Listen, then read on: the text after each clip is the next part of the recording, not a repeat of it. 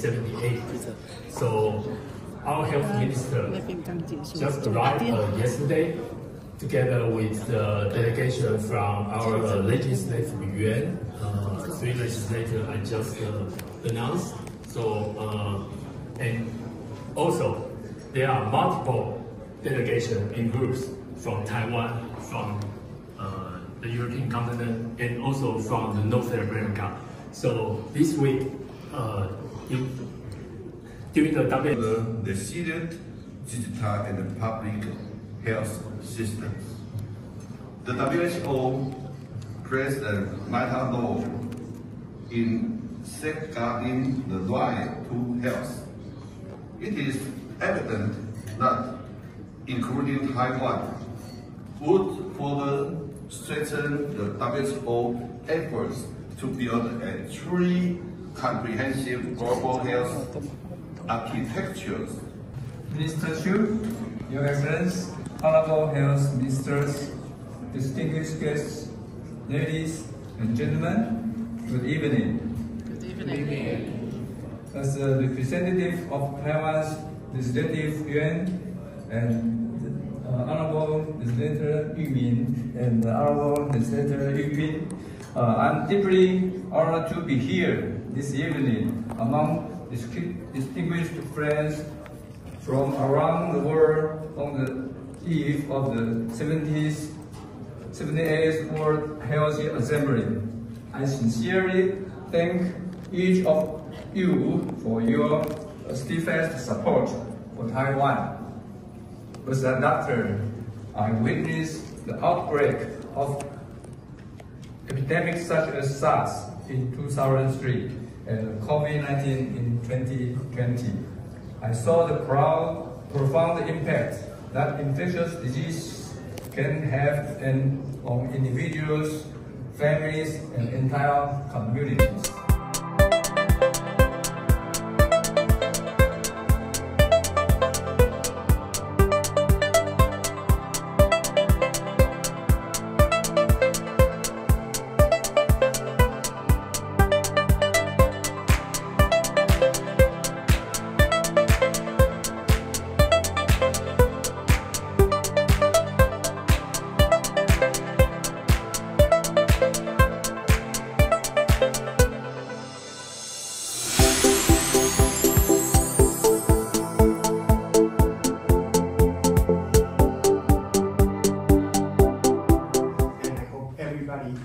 Here takes all the messages that these excellent people gave us in this occasion. We don't want it to stop here. We don't want this to stop. So we are editing everything that was said here, and is a start for us at least to continue collaborating with people and to get what our goal is, what is the patient. So please put your hands together to thank our panellists.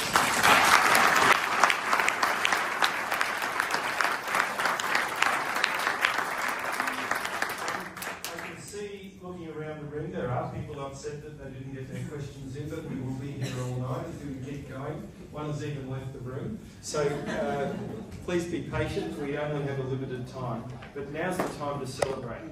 10 years of global surgery, 90 years of International College of Surgeons, 10 years of the G4 Alliance. So please join us for cocktails and celebrate. What we're trying to do is figure out ways that we can go ahead and improve care, make it more cost efficient, and decrease our footprint. We just received a grant for a project that we're doing at Lao Friends Hospital for Children, and we've been doing this, but what we've been doing is really focusing on regional anesthesia and working with our surgical colleagues in terms of, trying to go ahead and do regional anesthesia, use less gas, and trying to promote that throughout the country so we can go ahead. We know that sevoflurane, not great. We've gotten rid of desflurane, we're getting rid of nitrous. That they find a medium to high performing hospital, turn it into a training center, and from there they source the people, the workforce from their own neighbor, their village, so they don't leave, and they actually you can see the hockey stick progress of CASEXA, like what they're training right? Like 900 trainees that they graduated just in the last year. It's unbelievable. So I think that, in terms of thinking about how do we finance, how do we actually harness the resources, we have to think about how can we harness our own power and merge it with theirs so that we can have an incentive so that we can then fill the pot and over the next 10 years really transform the landscape. If I could add to that, it's very powerful. One of the things that we often fail to recognize is that if we build up and strengthen the surgical care system, we actually strengthen the entire health system. And that helps it grow their economy. And when I've worked in Nepal for many, many years, and when I first went there 30 years ago, it's very different from what it is now. And their economy has grown along that. So not that the health has driven the whole thing, but as their country develops, we, as a health system, can give them a good ecosystem for their economy to grow, and it's a positive feedback loop with the finances to build the surgical care system. I'm looking around this room and just seeing like the last 10 years of changes that have happened, all good in my opinion. Some of us have had babies, some of us have kids married off. Yeah, we grew up together. Got old the last 10 years as a family here, right? And we're still in it. And our community is growing. This is a movement. Right? It's a group of people who share same beliefs and values and share goals.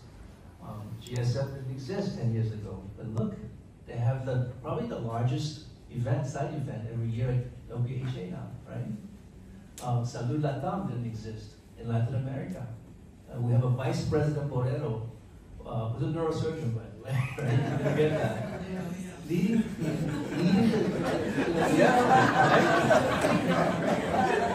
Latin America, incision. I mean, it just goes on and on. And I just so filled with optimism for the last 10 years. But there's work to be done, and that's in the area of financing. By the way, the number of neurosurgeons here, I'm pretty sure, has like double the number of neurosurgeons in Switzerland.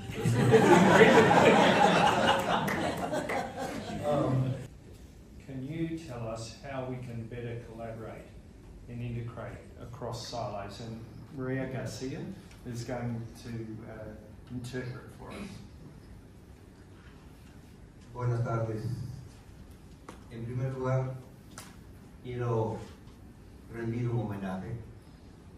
Good afternoon. It's an honor for me to be here, and then I want to A los más de 800 millones de ciudadanos que hablan español. honor the more than 8,000 people that talk and speak Spanish. The members that are on the team, so we have to do things such as mutual support, and we have to help each other, and we have to be aware of what's going on with nursing, with anesthesia, with with surgical care, with I often think about one of the things we have to include in our team is what's going on at the health centers in terms of referrals for surgical care. And I think those are some of the keys that we have to think about in the next 10 years is think of more team. I think, in G4 Alliance we often use the term global surgery, and I don't think it does justice to the fact that we have a whole perioperative team. About how you actually do that, the priorities are set by the countries, so we, and when I'm not including we, WHO, we in the room, you need to follow what the country's drive is, and the country's drive right now is UHC. So UHC packages and UHC platforms and UHC pathways. Countries want to achieve UHC and they want to do it in a primary healthcare oriented model. So the question is, how does eco fit into that? How does surgery fit into that? How does anesthesia fit into that? And if you're not answering that question, you will be irrelevant to the countries. So I think that's a really important orientation. There are ways that then is operationalized. For instance, for WHO for the next few years, we have the General Program of Work 14, which gives us some detail on how we're helping countries move towards UHC. I think probably one of the speakers said earlier on is if you don't measure something, then it's hard to know the impact of it. So we should follow the evidence-based medicine, whatever the direction it takes us. I think that's another thing, in addition to us being putting surgery as a primary care specialty. That hurts the ego of a surgeon, but I think that's the right thing to do at the global level. And I would also say it's there's a role for public-private partnership, as we discussed yesterday, the G4 Alliance. I think that's a huge area that we can improve on.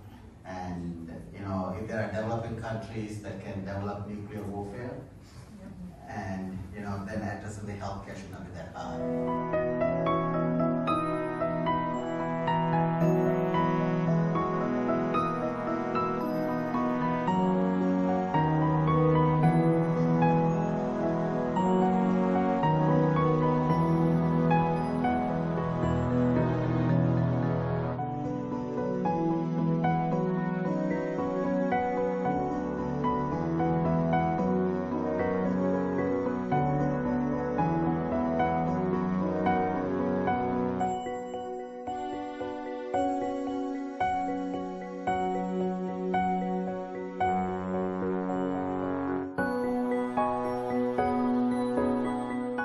I was reflecting on my situation I'm in the Congo, so just forgive me for a personal reflection. I think of the young 19-year-old woman in her first pregnancy who needs a C-section, caesarean section, but the doctor at her local health centre has never been trained in it, and the nearest health centre is 200 kilometres away. That's the person we need to think about today. I'm trying to humanise the problem for you. And or the subsistence farmer who falls and suffers a fractured tibia, compound fracture, and he can't get access, and he can't get back to work, so his family has struggles. That's what we're thinking about today. So I'd like you to, in the back of your mind, to keep that, because we can talk about the big global policy, but this is about changing the lives, particularly of the poor and marginalised.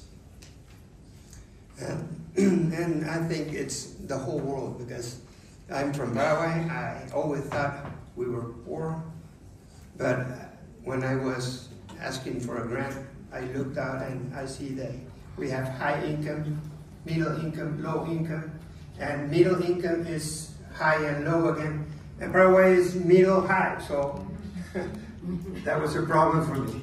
I thought that we were low income, but we're not. So this problem affects the whole world. My name's Neil Wetsu, and I only have to open my mouth and you know I am an Australian by my accent.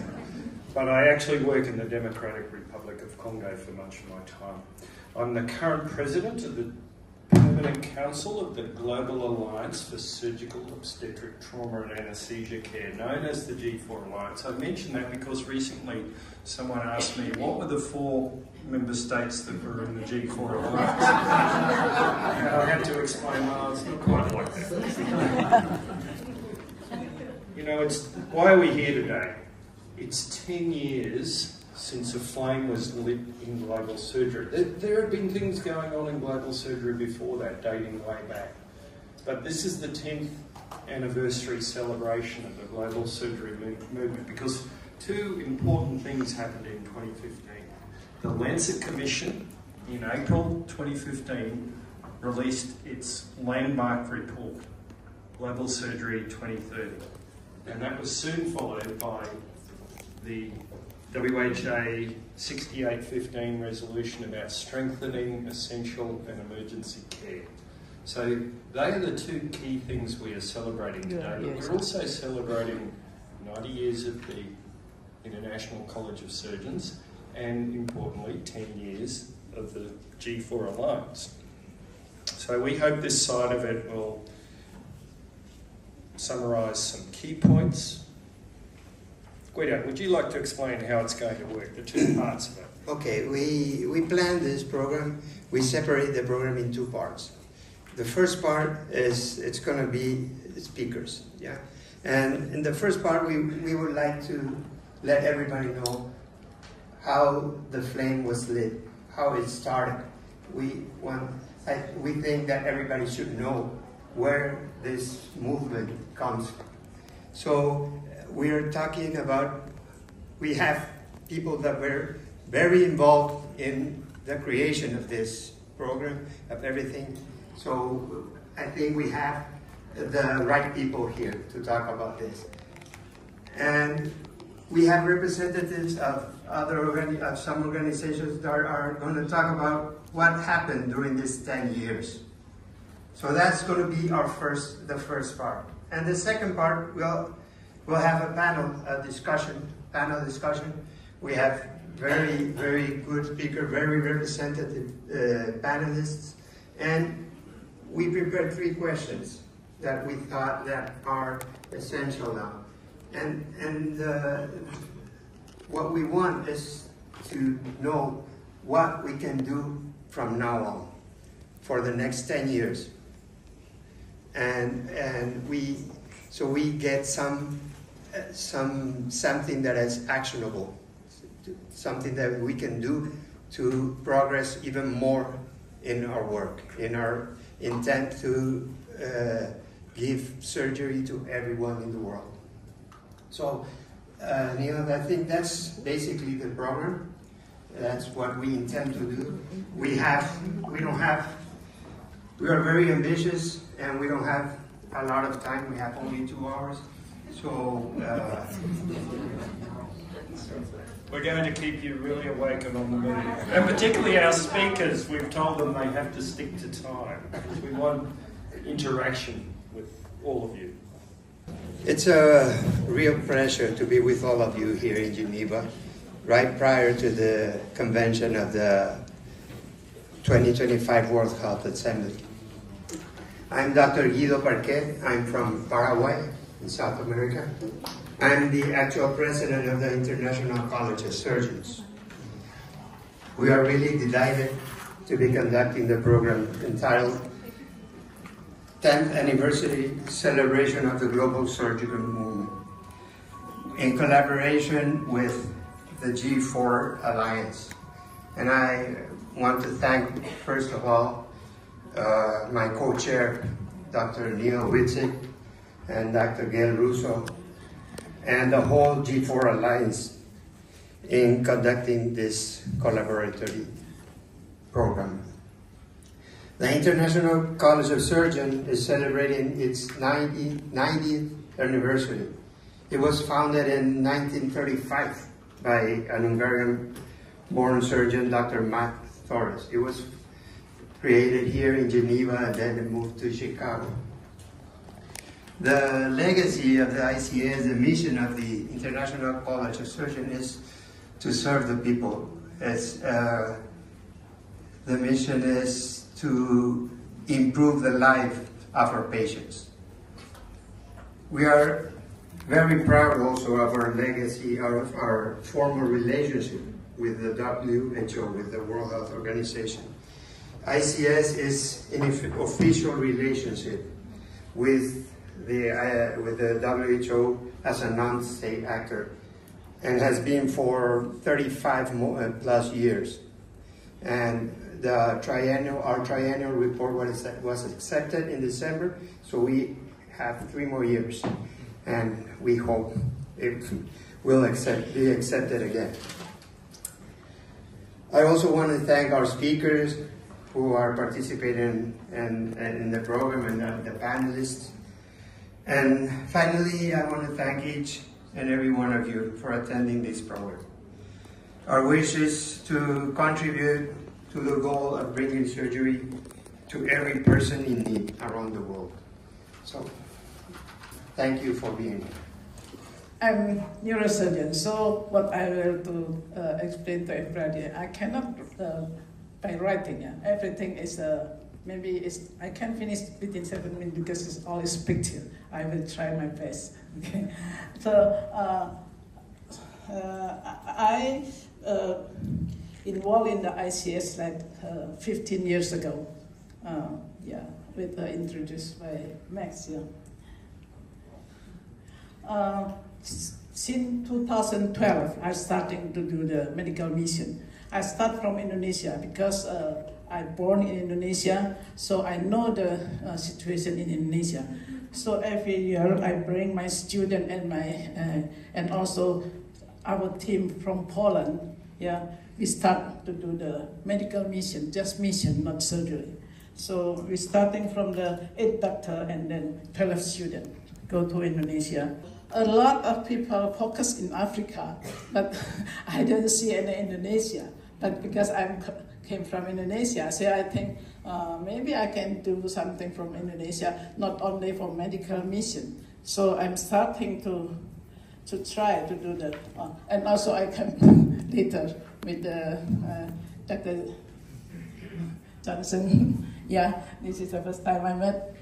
I think this is the transaction between Dr. Me and Dr. Johnson, Walter Johnson. So I'm glad that I'm the one of the part of this meeting, and also Dr. Kippard. Dr. Kippard also a neurosurgeon, so it's easier. And so I saw that this is a lot of neurosurgeons, so I think it's easier to make communication.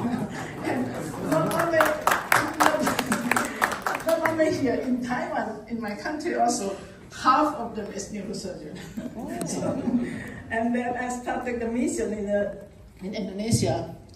This is surgical mission, so I started from 2015 and continuously for 3 years I am doing the surgery mission in Indonesia. Of course, I working together with the local ICS. All of this is under umbrella of ICS. So, and this is.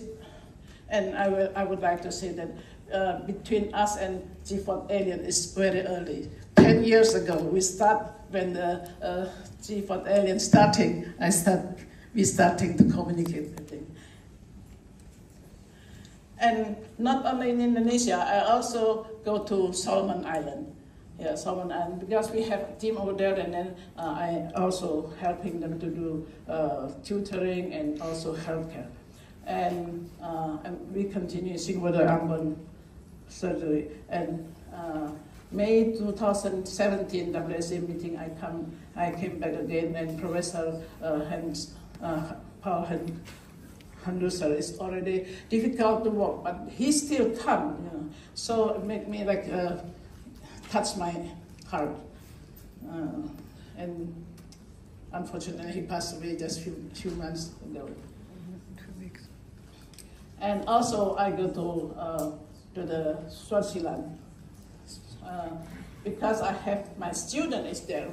I'm working there now is more than 10 years. So they do a lot of things, but they do not know how to operate it on the T-spine abscess. So I bring urologist and also neurosurgeon and also thoracic surgeon go together, and then we have to teach them how to treat the because a lot of abscess here in Africa, I think they don't have antibiotic to control. So open chest is very important. And we also move forward to American Latin. So we went to Peru for the medical mission, and Dr. Parkett also come with us together. And Max always with us, and also Isabella, never absent.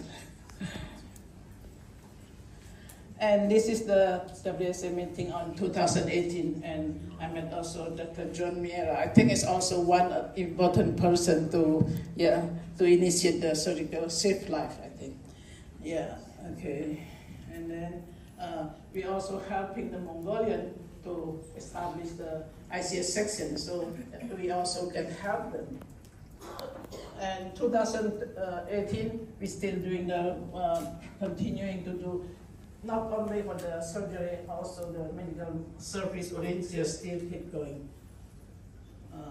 And for the intelligent, now AI is very, very famous, but actually we already start since 2018. And this is the first time I would like to do the surgery mission with collaboration with Dr. Parkett. So before the mission, usually I will go to look at the place and the situation. Is that impossible to do the surgery? So for the first time from my country to Paraguay, it took me 44 hours. 44-hour flight, and then we stay only 2 nights, not for recreation. And so we will say, you're the person thing, and we will ask you the question. Can you comment on? I will defer it to Key,